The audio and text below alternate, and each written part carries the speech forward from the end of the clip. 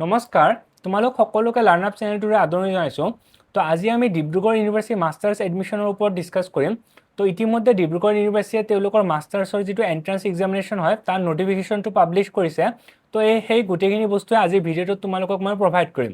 তো তোমালোক যদি নতুন আহিছা চেনেলটো ছাবস্ক্ৰাইব কৰি ৰাখিবা। এইখিনি কৈ আজিৰ ভিডিঅ'টো আমি আৰম্ভ কৰোঁ। তো এতিয়া তোমালোকে স্ক্ৰীনত চোৱা। তো ইয়াতে তোমাৰ ডিব্ৰুগড় ইউনিভাৰ্চিটিৰ যিটো এডমিশ্যন টেষ্ট হয় যাক DUAT বুলি কোৱা হয়, তো তাৰ অফিচিয়েল নটিফিকেশ্যনটো চাব পাৰিছা।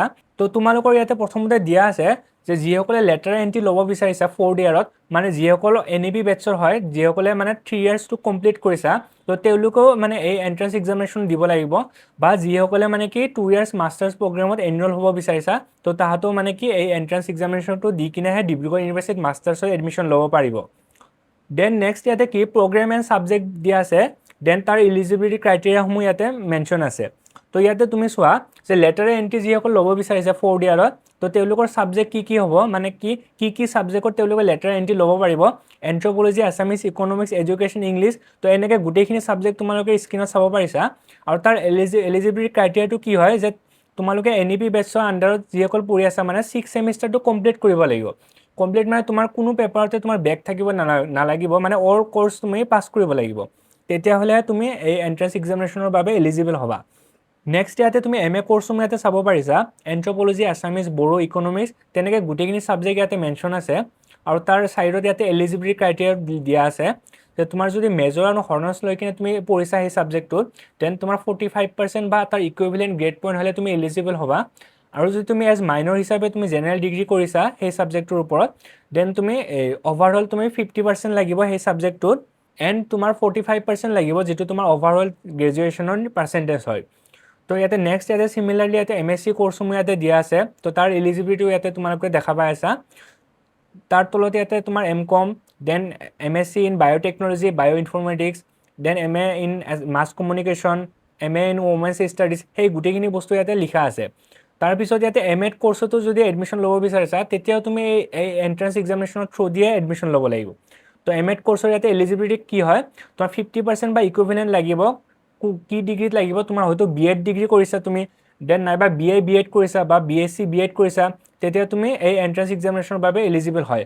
বা তুমি কি DLEd কৰিছা, DLEd কৰিছা, তাৰ লগতে এটা গ্ৰেজুৱেশ্যন ডিগ্ৰী কৰিছা, আৰু উইথ কি দিয়া আছে এতিয়া 50% মাৰ্কছ ইন ইচ, মানে তুমি গ্ৰেজুৱেশ্যনতো 50% বা তোমাৰ BLEd DLEdতো 50% লাগিব, তেতিয়াহ'লে তুমি কি MAdৰ বাবে এলিজিবল হ'বা। তাৰপিছত ইয়াতে নেক্সট ইয়াতে MCA ডিগ্ৰী দিয়া আছে, then master in travel and tourism management দিয়া আছে। তো এই গোটেইখিনি তুমি এলিজিবিলিটি ক্ৰাইটেৰিয়া তুমি নিজে চাই ল'বা। নেক্সট ইয়াতে এটা ইম্পৰ্টেণ্ট নোটো আছে, মানে তোমালোকৰ যিসকলে এই বছৰ মানে 6 ছেমিষ্টাৰৰ এক্সাম দিছা UG 6 ছেমিষ্টাৰত, তোমালোকৰ যিহেতু এতিয়ালৈকে ৰিজাল্ট আহি পোৱা নাই, কিন্তু তোমালোকে এই এণ্ট্ৰেন্স এক্সামিনেশ্যনটো দিব পাৰিবা। মানে ৰিজাল্ট নাহিলেও তোমালোকে এই এণ্ট্ৰেন্স এক্সামিনেশ্যনৰ বাবে এলিজিবল হ'বা। তো এই গোটেইখিনি বস্তু ইয়াতে নটিফিকেশ্যনটোত মেনশ্যন আছে। ইয়াতে আৰু এটা ইম্পৰ্টেণ্ট কথা এইটোৱে, যিসকল NAP বেটছৰ আণ্ডাৰত পঢ়ি আছে, তো তেওঁলোকৰ মনত বিভিন্ন ধৰণৰ ডাউট কিছুমান থাকে যে আমিতো NAP বেটছৰ আণ্ডাৰত এতিয়া পঢ়ি আছোঁ, 4 ইয়াৰ ডিগ্ৰী কৰি আছোঁ, তো আমি যদি 3 ইয়াৰ্ছ কমপ্লিট কৰিছোঁ, এতিয়া আমি মাষ্টাৰ ডিগ্ৰীৰ কাৰণে আমি বেলেগকৈ এণ্ট্ৰেন্স এক্সামিনেশ্যন দিওঁ নে নিদিওঁ, বা আমি দিলেও চিলেক্ট হ'লেও আমি কেনেকৈ এক্সিট ল'ব পাৰিম। তো তোমালোক চোৱা, তোমালোক সকলোৱে 6 ছেমিষ্টাৰ যিসকল কমপ্লিট কৰিছা, মানে কোনো বেক পেপাৰ যিসকলৰ নাই, মানে অল কোৰ্চত তুমি পাছ কৰিছা, তো তোমালোকে এই এণ্ট্ৰেন্স এক্সামিনেশ্যনটো দিব পাৰিবা। এইটো বুলিয়ে নহয়, তুমি যিকোনো ইউনিভাৰ্চিটিৰ এণ্ট্ৰেন্স এক্সামিনেশ্যনটো তুমি এপিয়াৰ কৰিব পাৰিবা। দেন তুমি যদি কোনোবা ইউনিভাৰ্চিটিত তুমি ছিট পোৱা বা ভাল মাৰ্কছ পোৱা, দেন তুমি তোমাৰ নিজৰ ইউনিভাৰ্চিটি য'ত নেকি তুমি নিজৰ কলেজখনত পঢ়ি আছা এতিয়া 4 ইয়াৰ ডিগ্ৰী, তাতে তুমি 3 ইয়াৰ্ছৰ পিছত এক্সিট ল'ব পাৰিবা। এক্সিট লৈ কিনে তুমি মাষ্টাৰ ডিগ্ৰীৰ কাৰণে তুমি বেলেগকৈ এডমিশ্যন কৰিব পাৰিবা। আৰু যদি তুমি এণ্ট্ৰেন্স এক্সামিনেশ্যনটোৰ পিছত তুমি ধৰা ছিট নাপালা, দেন তুমি য'ত তুমি পঢ়ি আছা তাতে তুমি 4 ইয়াৰ ডিগ্ৰীটো মানে কণ্টিনিউ ৰাখিব পাৰিবা। ইয়াতে নেচাৰ অফ DUAT বুলি ইয়াতে দিয়া আছে। তো ইয়াতে কি লিখা আছে এতিয়া এইখিনি বস্তুৱে চাম। তো এই এণ্ট্ৰেন্স এক্সামিনেশ্যনটো গম পাইছা ইতিমধ্যে যে ডিব্ৰুগড় ইউনিভাৰ্চিটিয়ে কণ্ডাক্ট কৰি আছে, সেইখিনি বস্তু লিখা আছে। আৰু কি প্ৰগ্ৰেম আছে তাতে ইয়াতে স্পেচিফিককৈ ইয়াতে লিখা আছে। তো এই গোটেইখিনি বস্তু অলৰেডি আমি প্ৰগ্ৰেমখিনি চালোৱে যে কি প্ৰগ্ৰেম আছে। ইয়াতে লেটাৰ এণ্ট্ৰি ল'ব পাৰিবা 7 ছেমিষ্টাৰত, 2 ইয়াৰ MA কোৰ্চ আছে, MSc কোৰ্চ আছে, MCom কোৰ্চ আছে, দেন MAd আছে, MC আছে, MTTM আছে, এই গোটেইখিনি কোৰ্চ ইয়াতে লিখা আছে। তাৰ তলতে ইয়াতে কি এণ্ট্ৰেন্স এক্সামিনেশ্যনটোৰ ওপৰত ইয়াতে কিবা কিবি লিখা আছে, সেইখিনি বস্তু এতিয়া নেক্সট আমি চাম। যে ডিব্ৰুগড় ইউনিভাৰ্চিটিৰ যিটো এণ্ট্ৰেন্স মানে এডমিশ্যন টেষ্ট হয়, সেইটো 100 মাৰ্কছৰ হয়, মানে এক্সেপ্ট মেথামেটিক্স ছাবজেক্ট। মেথামেটিক্সৰ বাহিৰে বাকীখিনি মানে যিমান ছাবজেক্ট আছে গোটেইখিনি 100 মাৰ্কছৰ হয় আৰু 2 আৱাৰ্ছৰ এক্সাম হয়, মানে 2 ঘণ্টাৰ এইটো এক্সাম হয়। আৰু এক্সামিনেশ্যনটো কি হয়, MCQ টাইপ কুৱেশ্যন যে ইয়াতে আহে, তো 100 ইয়াতে MCQ আহিব তোমালোকৰ, পাৰ কুৱেশ্যনত তোমাৰ 1 মাৰ্কে থাকিব।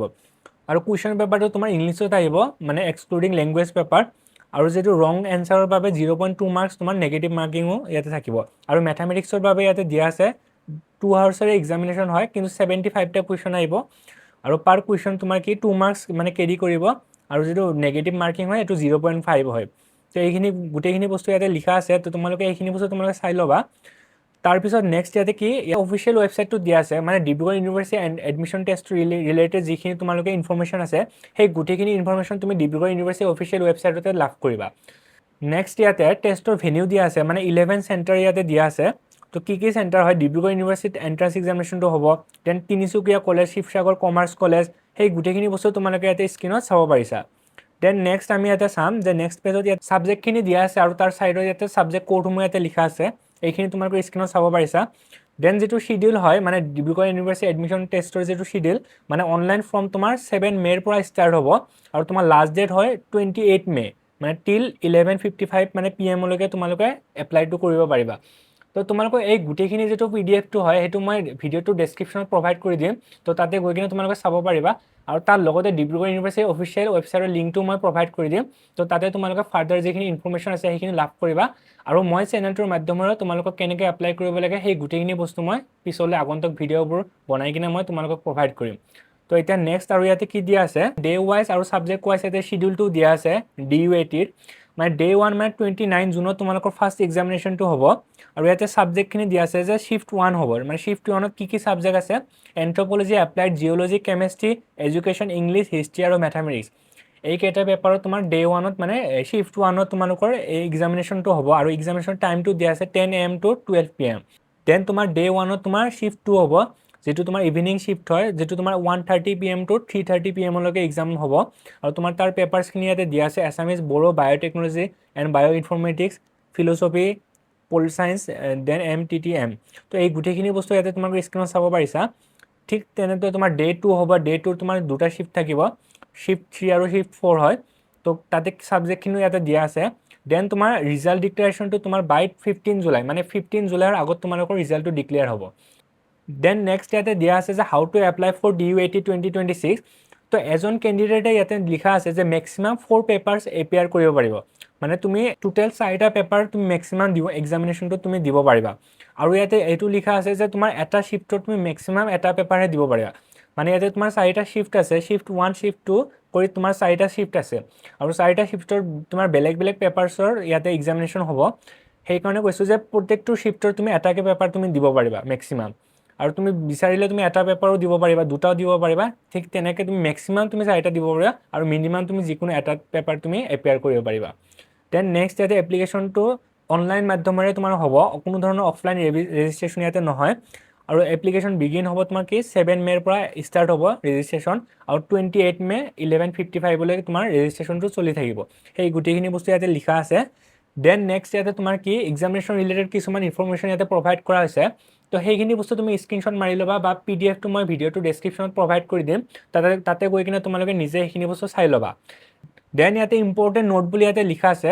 তো ইয়াতে বেচিকেলি কি লিখা আছে চোৱা, যে তোমালোকক অলৰেডি মই প্ৰগ্ৰেম আৰু কি তাৰ ছাবজেক্ট ইলিজিবিলিটি ক্ৰাইটেৰিয়াসমূহ মই ডিছকাছ কৰিলোঁ। তো তুমি যদি কোনো ছাবজেক্ট ইলিজিবিলিটি ক্ৰাইটেৰিয়াটো তুমি ফুলফিল নকৰা, দেন তুমি এক্সামিনেশ্যনটো তুমি এপিয়াৰ কৰিব পাৰিবা, বা তুমি এক্সামিনেশ্যনটো দিও দিলা, তাৰপিছত তোমাৰ যেতিয়া ৰিজাল্ট আহিব, তাৰপিছত এডমিশ্যন হ'ব, তেতিয়া তোমাৰ কি এডমিশ্যনটো কেঞ্চেল হৈ যাব, যদি তুমি ছাবজেক্ট ইলিজিবিলিটি ক্ৰাইটেৰিয়া যিখিনি আছে তুমি ফিল আপ কৰা নাই। সেইখিনি বস্তু ইয়াতে দিয়া আছে যে তোমাৰ ইলিজিবিলিটি ক্ৰাইটেৰিয়া গোটেইখিনি তোমাৰ কি ফুলফিল কৰিব লাগিব। তাৰপিছত নেক্সট ইয়াতে চিলেকশ্যন প্ৰচিডিউৰটো দিয়া আছে, যে যিমান কেণ্ডিডেটে ডিব্ৰুগড় ইউনিভাৰ্চিটিৰ মাষ্টাৰ ডিগ্ৰী মানে এডমিশ্যন ল'ম বুলি ভাবিছে, সকলোৱে এই এণ্ট্ৰেন্স এক্সামিনেশ্যনটো দিব লাগিব, আৰু এই এণ্ট্ৰেন্স এক্সামিনেশ্যনটো মেণ্ডেটৰী হয়। মানে তুমি ডিব্ৰুগড় ইউনিভাৰ্চিটিৰ পৰা পঢ়া কেণ্ডিডেট হ'লেও তোমাৰ এই এণ্ট্ৰেন্স এক্সামিনেশ্যনটো দিব লাগিব, বা তুমি কি বেলেগ কোনো ইউনিভাৰ্চিটিৰ পৰা পঢ়িছা যদি, মানে ডিগ্ৰী কৰিছা যদি, তেতিয়াও তুমি এই এক্সামিনেশ্যনটো দি কিনেহে তুমি ডিব্ৰুগড় ইউনিভাৰ্চিটিৰ মাষ্টাৰ ডিগ্ৰী তুমি এডমিশ্যন ল'ব পাৰিবা। তাৰপিছত ইয়াতে দিয়া আছে যে ডিব্ৰুগড় ইউনিভাৰ্চিটিৰ যিটো ৰিজাল্ট আহিব মানে এই এণ্ট্ৰেন্স এক্সামিনেশ্যনৰ ৰিজাল্ট আহিব, ৰিজাল্টৰ পিছত আৰু এটা তোমাৰ ইউনিভাৰ্চিটিৰ পৰ্টেল থাকিব, এটা ছামাৰ্ট পৰ্টেল বুলি এটা পৰ্টেল থাকিব, যাত গৈ কিনে তুমি আকৌ তুমি ৰিজাল্ট স্ক'ৰ কাৰ্ডটো তোমাৰ তাতে কি দিব লাগিব আৰু তাতে ফিল আপ কৰি কিনে ডকুমেণ্টছখিনি ছাবমিট কৰিব লাগিব। দেন তোমাৰ কি তো সেই হিচাপে তোমাৰ মেৰিট লিষ্টসমূহ পাব্লিছ হ'ব আৰু তাৰপিছত তোমাৰ কি সেই হিচাপত এডমিশ্যন হ'ব। তো এইটোৱে হ'ল তোমাৰ কি যিটো চিলেকশ্যন প্ৰচিডিঅ'ৰ হয়। তাৰপিছত ইয়াতে নেক্সট আমি ইয়াতে চাম যে এডমিশ্যন প্ৰচিডিঅ'ৰ আৰু শিডিউল বুলি ইয়াতে দিয়া আছে, তোমালোকে সেইখিনি বস্তু নিজে তুমি চাই ল'বা। দেন ইয়াতে ৰিজাৰ্ভেশ্যনৰ ওপৰত ইয়াতে দিয়া আছে যে তোমাৰ কি কি ৰিজাৰ্ভেশ্যন হয় আছে ইয়াতে ডিব্ৰুগড় ইউনিভাৰ্চিটিত, যেনে DU এমপ্লয় কোটা ইয়াতে আছে, স্পৰ্টছ, দেন কি NCC NSS, তো এই গোটেইখিনি কোটাসমূহ ইয়াতে লিখা আছে। আৰু ইয়াতে এটা ইম্পৰ্টেণ্ট নোট কি হয় তোমালোকে ইয়াতে লিখা আছে চোৱা, যিসকলে ৰিজাৰ্ভ কোটাৰ আণ্ডাৰত এডমিশ্যন ল'ম বুলি ভাবিছা তেওঁলোকে মানে 22 মে'ৰ আগতে তোমালোকে গৈ কিনে মানে ডিব্ৰুগড় ইউনিভাৰ্চিটিৰ যিটো ৰেজিষ্ট্ৰাৰৰ অফিচ হয় তাতে এখন তোমাৰ ফৰ্ম মানে এপ্লিকেশ্যন ফৰ্ম এখন ছাবমিট কৰিব লাগিব। এপ্লিকেশ্যন ফৰ্মটো এই নটিফিকেশ্যনটোৰ মাজতে ইয়াতে প্ৰভাইড কৰা আছে, তো সেইখিনি বস্তু তোমালোকে ভিডিঅ'টোৰ ডেছক্ৰিপশ্যনত তুমি এবাৰ চেক কৰি ল'বা, তাতে তুমি এপ্লিকেশ্যন ফৰ্মটো পাই যাবা। তো সেইখিনি বস্তু তুমি ফিল আপ কৰি কিনে যিটো ডিব্ৰুগড় ইউনিভাৰ্চিটি ৰেজিষ্ট্ৰাৰৰ অফিচত 22 মে'ৰ আগতে গৈ কিনে তুমি ছাবমিট কৰিব লাগিব, যিসকলে ৰিজাৰ্ভ কেটেগৰীত মানে এডমিশ্যন ল'ম বুলি ভাবিছা। দেন ইয়াতে নেক্সট ইয়াতে লিখা আছে যে যিসকল মানে কি ডিফাৰেণ্টলি এবেল্ড হয় বা ইকনমিকেলি উইকাৰ ছেকশ্যন মানে EWS কেটেগৰী হয় তেওঁলোকেও এই ফৰ্মটো মানে কি 22 মে'ৰ আগতে অফিচত গৈ কিনে ছাবমিট কৰিব লাগিব। তো ইয়াতে আৰু এটা ইম্পৰ্টেণ্ট কথা সেইটোৱে, তোমালোকৰ যিসকল OBC বা SC ST কেটেগৰী আছা তো তেওঁলোকে সেইটো কৰিব নালাগে। এইটো অকল কি তোমাৰ যিটো নন ষ্টেটুটৰী যিটো ৰিজাৰ্ভেশ্যন হয় তাৰ আণ্ডাৰত যিখিনি ৰিজাৰ্ভেশ্যন আহে বা ৰিজাৰ্ভ কেটেগৰী আহে তেওঁলোকেহে তোমাৰ এপ্লিকেশ্যন ফৰ্মটো তোমাৰ ডিব্ৰুগড় ইউনিভাৰ্চিটি অফিচত গৈ কিনে তোমাৰ 22 মে'ৰ আগতে ছাবমিট কৰিব লাগিব। তাৰ বাহিৰে যিসমূহ আমাৰ চেণ্ট্ৰেল ৰিজাৰ্ভেশ্যন পলিচি আণ্ডাৰত যিখিনি ৰিজাৰ্ভেশ্যন হয় ৰিজাৰ্ভ কেটেগৰী হয় তাৰ আণ্ডাৰত ৰিজাৰ্ভেশ্যন লোৱাখিনিয়ে এই ফৰ্মটো ছাবমিট কৰিব নালাগে। দেন ইয়াতে নেক্সট পেজসমূহত ইয়াতে আৰু কিছুমান ইনফৰ্মেশ্যন ইয়াতে প্ৰভাইড কৰিছে, তো সেইখিনি বস্তু তোমালোকে নিজে এইখিনি চাই ল'বা। তাৰপিছত ইয়াতে নেক্সট লাষ্ট পেজত তোমাৰ এপ্লিকেশ্যন ফৰ্মটো যিসকল মানে ৰিজাৰ্ভ কেটেগৰীত এডমিশ্যন ল'ম বুলি ভাবিছা তেওঁলোকৰ এপ্লিকেশ্যন ফৰ্মটো ইয়াতে প্ৰভাইড কৰিছে আৰু প্ৰিফৰ্মা এখন দিয়া আছে, তো সেইখিনি বস্তু তোমালোকে চাই ল'বা। তো এইখিনি আছিলে আমাৰ ডিব্ৰুগড় ইউনিভাৰ্চিটি এডমিশ্যন টেষ্টৰ নটিফিকেশ্যনটো। তো এতিয়ালৈকে ডিব্ৰুগড় ইউনিভাৰ্চিটিয়ে কোনো ধৰণৰ ফাৰ্ডাৰ ইনফৰ্মেশ্যন লাইক মানে কি ফিজ ষ্ট্ৰাকচাৰ বা কোনটো ডিপাৰ্টমেণ্টৰ কেইটা ছিটছ আছে সেইখিনি পাব্লিছ কৰা নাই। তো যেতিয়া নেকি তেনেকুৱা ধৰণৰ গোটেইখিনি ইনফৰ্মেশ্যন পাব্লিছ কৰিব বা অফিচিয়েল প্ৰস্পেক্টাছটো পাব্লিছ হ'ব তেতিয়া মই আকৌ নতুন ভিডিঅ' লৈ কিনে তোমালোকৰ মাজলৈ আহিম। তো সেইকাৰণে চেনেলটো ছাবস্ক্ৰাইব কৰি ৰাখিবা, ভিডিঅ'টো ভাল লাগিছে যদি লাইক কৰিবা আৰু তোমাৰ বন্ধু বান্ধৱীসকলৰ লগত শ্বেয়াৰ কৰিবা। এইখিনি কৈ সামৰিলোঁ, ধন্যবাদ।